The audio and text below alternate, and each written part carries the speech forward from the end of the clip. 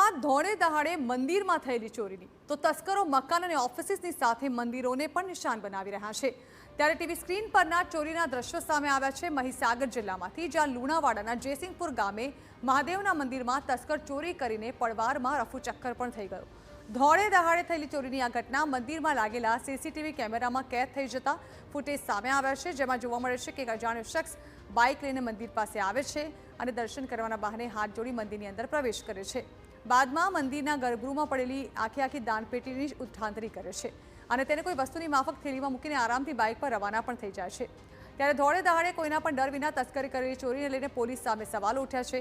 ત્યારે હવે પોલીસે સીસીટીવી ફૂટેજના આધારે તસ્કરને પકડવા માટે ચક્રો ગતિમાન કર્યા છે।